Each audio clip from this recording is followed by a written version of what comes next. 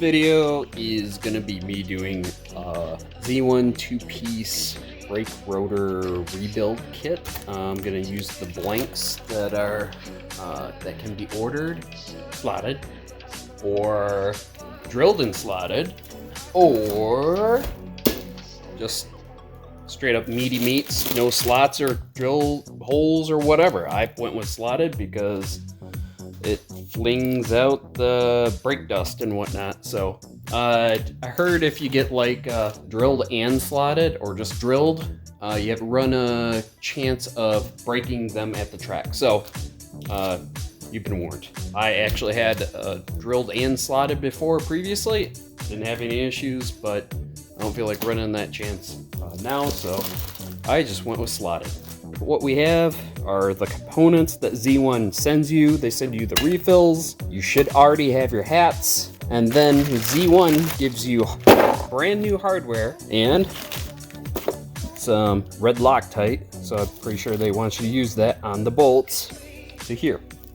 My top hats were looking, I guess I didn't take care of them that much, so I sent mine out the powder coating. Well, this is off and looking good. What I'm gonna do is I'm actually gonna use some brake wax. You can't even see that. Let me flip this around. What I'm gonna use is Max Coat Wheel Guard from Chemical Guys. I had it powder coated and I want to keep the brake dust to a minimum. I have this available to me. It says that this takes off 75% of brake dust. Since it's perfect condition, I'm gonna put that on now. Do what you want to do. I'm gonna make this pretty. Okay, so I waxed those up. They look good. You can see a little sheen on that. But these, once you get these out of the package, you'll notice that there's oil on them. That's to actually protect the rotor so they don't rust. And so all you gotta do is spray that off with your favorite brand of brake cleaner. Let me change the locations. Locations have been changed. Get this.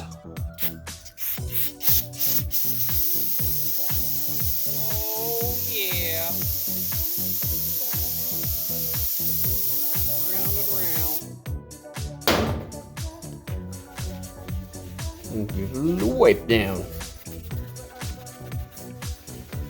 Using brake cleaner for its intended purpose. Yep. Same thing for the backside.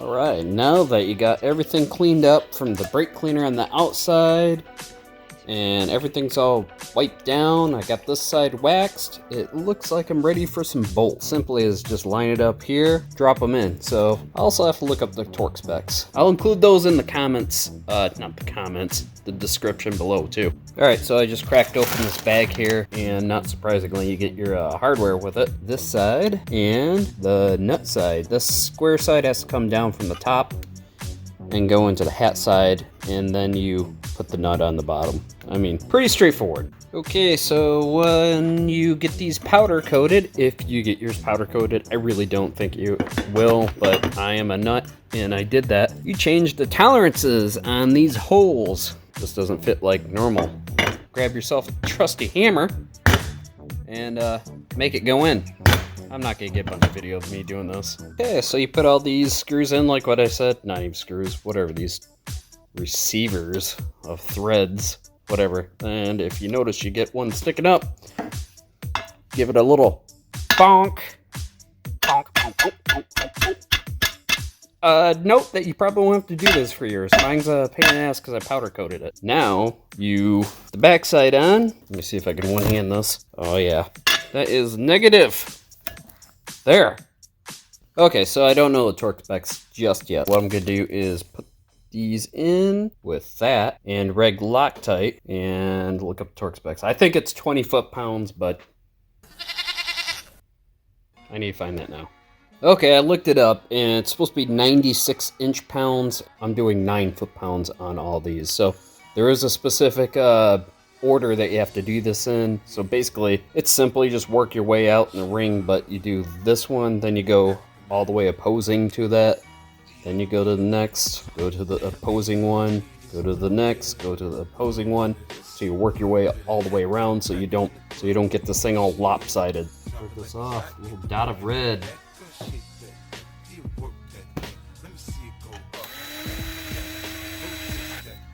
Not going crazy with this. I will say I'm following the star pattern, even though I'm not tightening it up. I just want this to go on evenly.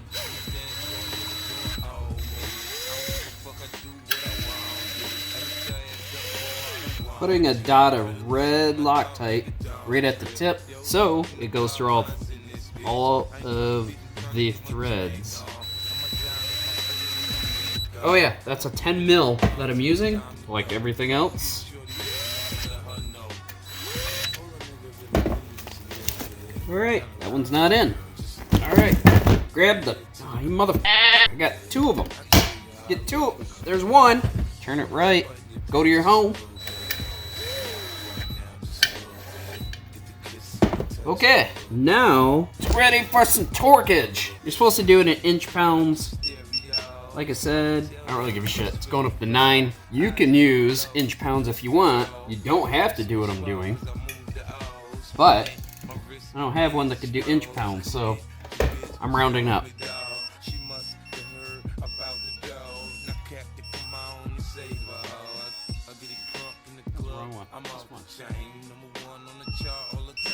Alright, so now I'm going to check them all again.